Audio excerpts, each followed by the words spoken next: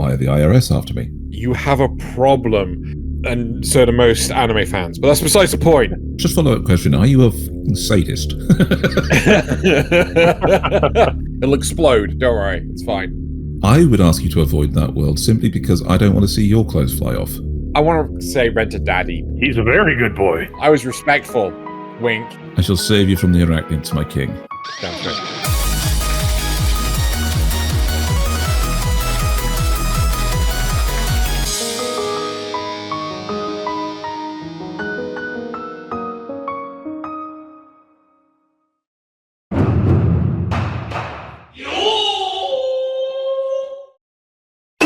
Hello, and welcome to Notice Me Senpai, where today we're going to be talking about pretty much anything, from anime that nobody should reference, to mascot characters who should be wifed up. The topics will change with as much coherence as me telling my own deep lore and history, and nobody will ever know the full story, and if two people try to compare what they've heard, it'll make them even more confused. That's just how I roll. Today, I'm joined by Primed Average and Thaylien, and Nazza is here too, to poke question sticks at the Second Nazza. to poke question sticks at the unresponsive body of Xenogelion, our dear senpai. Tell them how you're doing, Xeno. I'm on a high right now. I'm doing good. All right. Well, in that case, we were just going to have to fix that. Try and bring that down. Yes, exactly. So, our first question today is as follows. So, slice of life anime set in the real world can often still be completely unbelievable because their characters behave or act in unbelievable ways, while some fantasy and sci-fi anime dream up impossible, fantastical settings and plots that we can buy into far more because of how the characters behave and act. Now, with that in mind, which anime has the most realistic characters behaving in the most realistic way? And, for a bonus question, which completely insane anime setting would be most interesting to mash those completely believable characters into? Okay, I do actually have an answer. I'm trying to think. I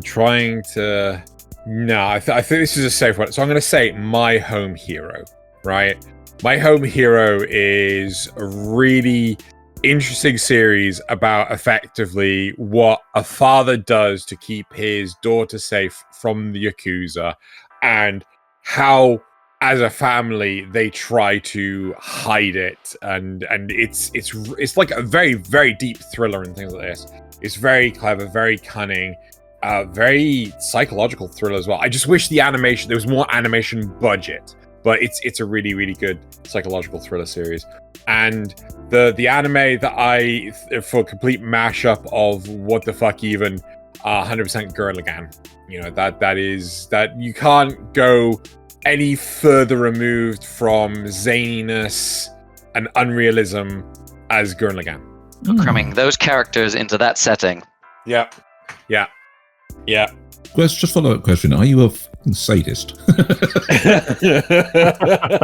Those poor people. Yeah, I'm just like, it's like, we have to hide the body. We have to, like, make sure no one realizes it's us. And then you got Kamina going like, no, this is just a Tuesday for us. It's fine. Just ignore that. It'll explode. Don't worry. It's fine. All right, going way simpler. Start off easy. So my first question for you, Xeno, is what anime pet would you have?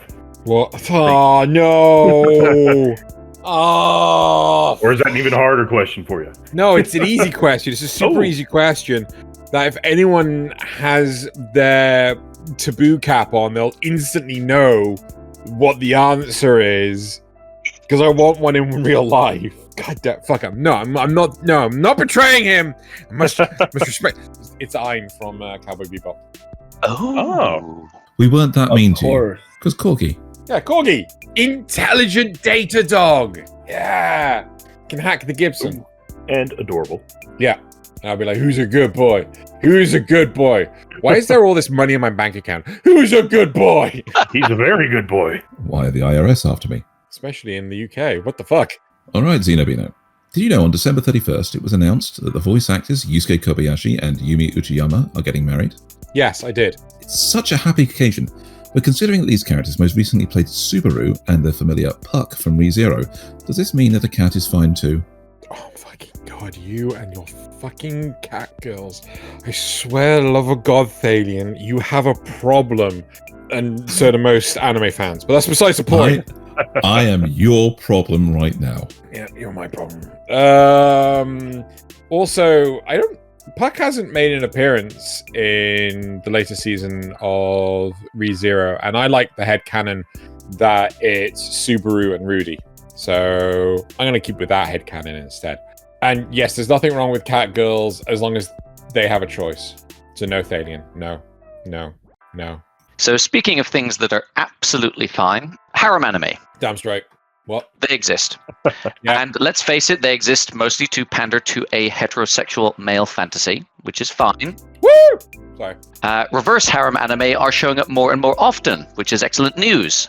Now, which traditional harem anime would be funniest if the genders of all cast characters were inverted?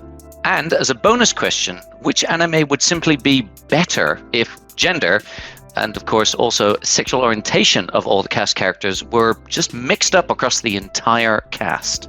Okay, right, okay. Genuinely, I think this would instantly make the series better. And the answer here is Rent a Girlfriend. And if you invert it, so all the girls were guys and all the guys, so Rent a boyfriend. I want to say Rent a Daddy, but yes, Rent a Boyfriend. Right? I like, it would be so much better. It would be like, so you've got this like, yeah, it just be so much fun. There's the male protagonist is a little too horny on main. If the genders were reversed, I just think it would be hilarious. I think it would just be so funny, the antics that they get up to and things like that. 100% Rent a Girlfriend. And what was the bonus part of this question? Which anime would simply be better? Which harem anime would simply be better if gender and therefore sexual orientation were mixed up across the entire cast? See, a large part of me wants to, well, I mean, it kind of just sounds like it turns into a rom-com, kind of, maybe. But at the same time, I appreciate where you're going with this. A large part of me wants to say Infinite Stratos, but I just don't feel you could fix that show at all. It's just so like, fuck, I'm gonna go with Infinite Stratos. Fixing one. You could take one that's already good and make it better. Well, no, I mean, if it's good, I mean, you can't. No, if it's bestest, Nazeth, you can't make it bestest, and if it's worstest, like, I don't know if you can make it any bestest. So, oftentimes people, when they talk about Isekai, they talk about a universe they want to go into. However, if there was an anime universe you would avoid at all costs that you would not want to be isekai'd into, which one would that be?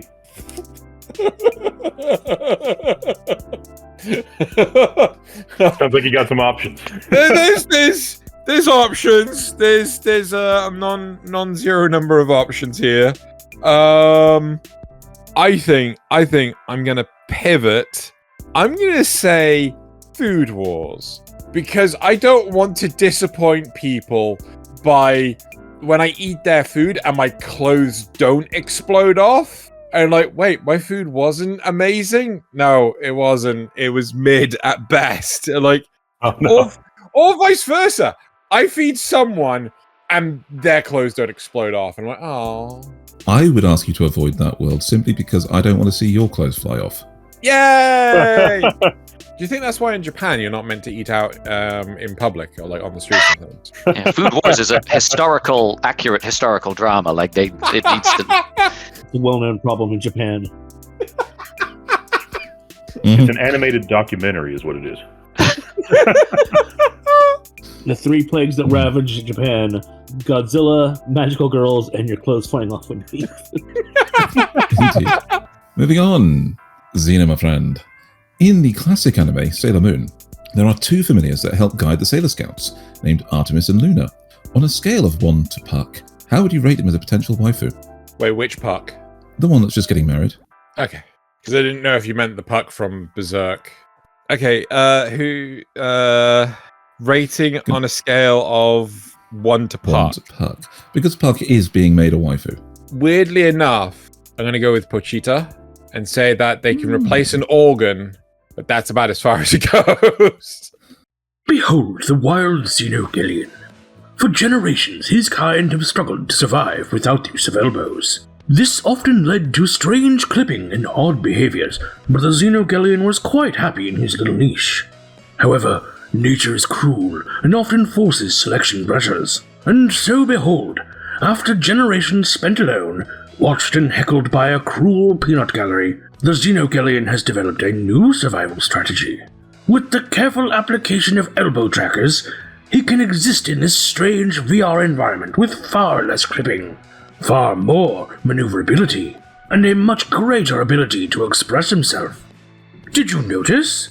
You've been watching this whole time. Please, consider helping the Xeno evolve even further by joining his Patreon at patreon.com/Xeno, where you can help him to hire like-minded fellows to repopulate this beautiful landscape. And you'll also get access to an extended version of this show. You'll get to see interactions like this. I saw that last year you played Metroid Prime. Yes. So, my question to you is simple. The Chozo, Smash or Pass? Oh my god! Oh my god! I mean, they got some weird body contortion stuff going on, but I think I'm gonna pass. Like, beaks just don't do it for me. You mean as a kid you weren't extremely aroused by the Skeksis because of their beaks? Weirdly enough, and you know, I'm not gonna say I've put any thought into this. Weirdly enough, no. Oh, truly, nature is beautiful. Let's get back to watching it, shall we? Back to harem anime. They're an established thing. Sports anime are also an established thing. Unfortunately. Which harem cast would you put into a sports anime on the same team as the protagonist team, basically, in their epic sporting and romantic struggle? And which other harem anime team would you pit them against in the final battle of the series? Wait. Break this down for me. Say the points again. You've got your sports anime, Uh-huh. the classic arc, the protagonist team and their various struggles working their way up through the sporting equivalent of a tournament arc, beating more and more teams and eventually having to take on the big bad evil team to win at the end of the series. Only the protagonist team is the entire cast from your favorite harem anime, and the antagonist team, who they must face, is the cast of another harem anime. Oh, damn it. God damn it. Okay. Say it. Shut up, Nazareth! Fine! I know you want to say it. I'm gonna say. Let me say both of them first, right? So it's the two teams are gonna be High School Double D and Data Live. Oh. Not what I thought it was going to be. But those are good. Yeah. Well, I mean, like, the High School Double D has the whole chess gimmick, and like the harem in Data Live is like 12 waifus. It's like a stupid number. It's absolutely ridiculous. And which one is the protagonist team that you follow through the series, and which one of those is the antagonist they must face right at the end? Well, it's Kyoto's got to be the protagonist. And it's the Data Live group. What was his name? Shido. You know, he has to be the antagonist. And it's like this waifu wars. There you go. And they're playing volleyball. Specifically playing volleyball. Okay. Beach volleyball. Yeah, Nazareth did the beach bit. That wasn't me. I was going for regular volleyball. I was respectful. Wink. So, in Chainsaw Man, all of the devils are based off of fears that people have. If there was a devil based off of your biggest fear, what would it be? Having a program exclusively in Java. Oh God, no! The Java devil. Oh God, the Java devil. Oh no. I mean, technically, my devil, I'm pretty sure, is actually in the series. Because I'm I don't know if I want to say this with Thaylien in the room, but you know, I'm massively arachnophobic, and it's like, oh no. I shall save you from the arachnids, my king. Damn straight. the laugh, I'm gonna say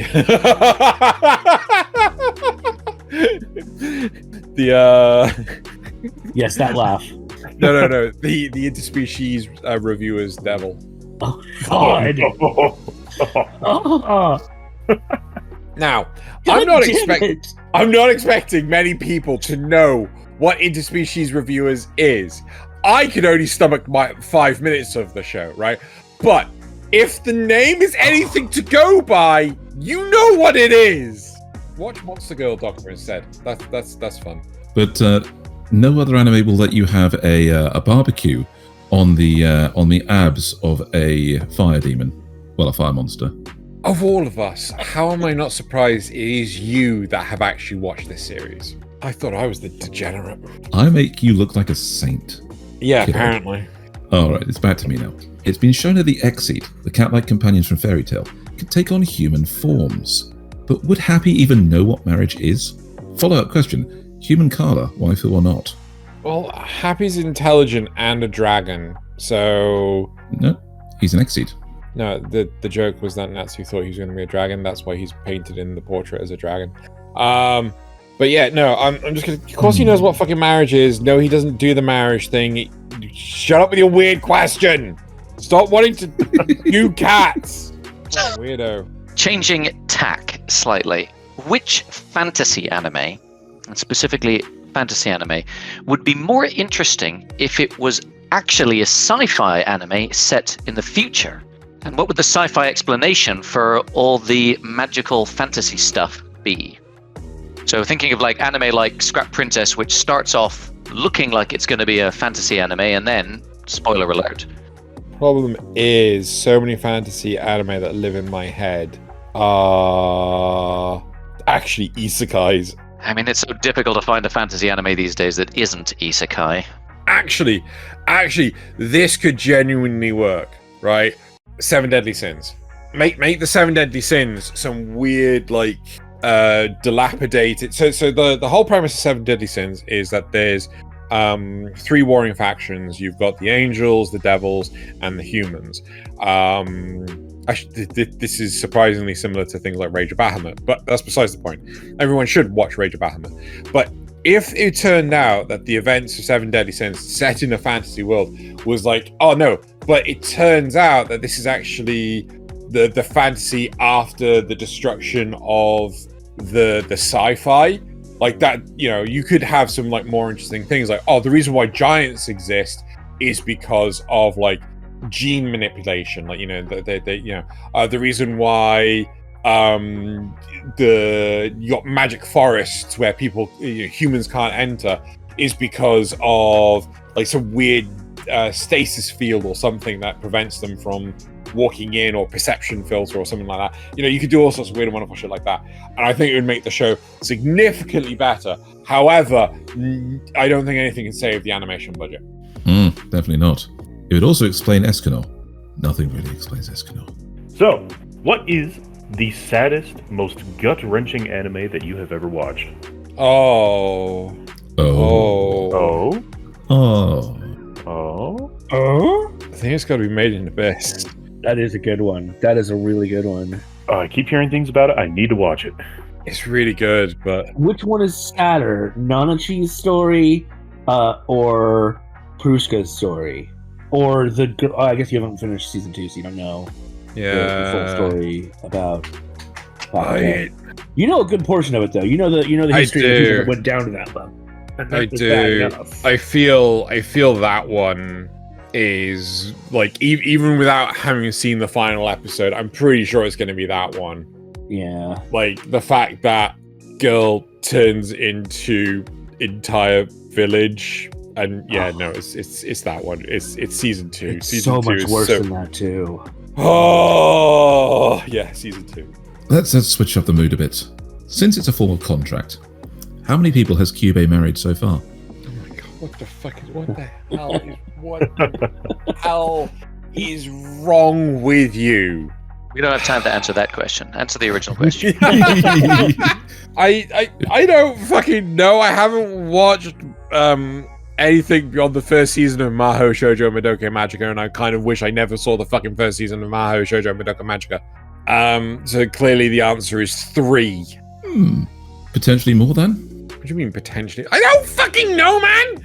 Why didn't you ask me about, hey, you pick a magical girl show that's absolutely fucking trash, and then, oh look, you picked Madoka Magica, right? You just asked me, like, name me a number. There you go, 3.